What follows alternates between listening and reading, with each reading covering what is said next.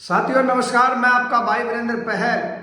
आप सबको पता है कि लगभग एक साल होने को है खनौरी और शंभू बॉर्डर के ऊपर हमारे देश के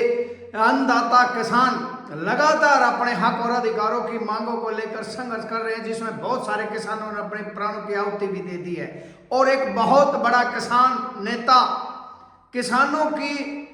आत्महत्या को रोकने के लिए मृत्यु शैया पर बैठा अपने प्राणों की आहुति देने के लिए तैयार है, लेकिन सरकार टस से मस नहीं हो रही है। उसके चलते हुए अब खनौरी और शंभू बॉर्डर पर बैठे किसान नेताओं ने एक बहुत बड़ा ऐलान कर दिया है। हाँ, बहुत बड़ा ऐलान कर दिया है,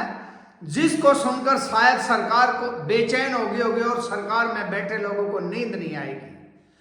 अब शंभू बॉर्डर और खनौरी बॉर्डर पर बैठे सभी किसान नेताओं ने मिलकर के एक रूपरेखा तैयार की है, जो हम आपको बताने जा रहे हैं।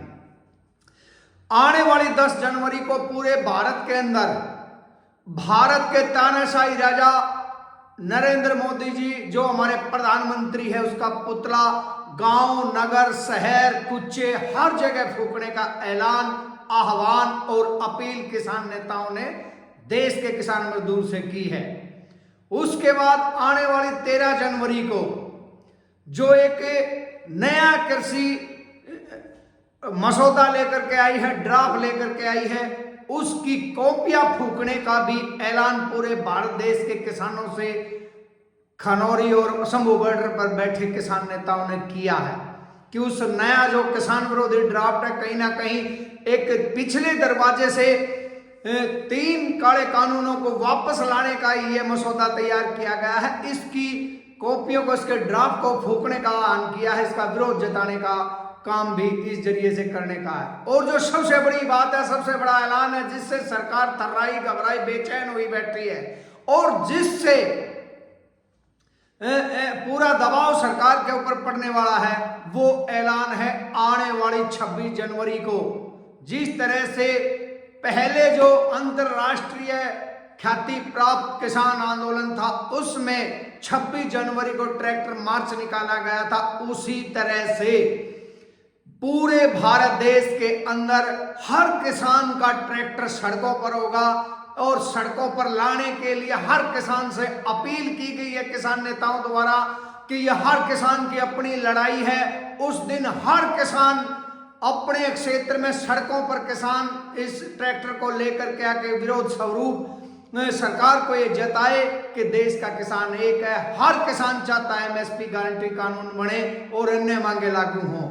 और साथ के साथ जिस तरह का ये रूपरेखा हमारे किसान नेताओं ने खनौरी और शंभू बॉर्डर पर बैठे किसान नेताओं ने की है, साथियों इससे एक बात और तय है कि इन तीनों प्रोग्रामों के माध्यम से अब आपको यह भी पता चल जाएगा कि कौन किसान नेता सरकार के साथ है और कौन किसानों की वास्तविक लड़ाई लड़ना चाहता है। अगर इन तारीखों को संयुक्त किसान मोर्चा या अन्य कोई संगठन लोगों को भटकाने, गुमराह करने का कोई प्रोग्राम रखता है, तो निश्चित तौर पर लोग समझ जाते हैं कि वो कहीं ना कहीं इस सरकार पर दबाव बनाने वाले जो दल्लेवाल साहब और शंभू बॉर्डर पर बैठे हमारे किसान नेताओं की जो रूपरेखा तैयार की गई, उसको डैमेज करने, उसको कमजोर करने और सरकार के साथ मिली भगतों के एक षड्यंत्र रहेगा, जिससे लोग पूरी तरह से समझ जाएंगे। तो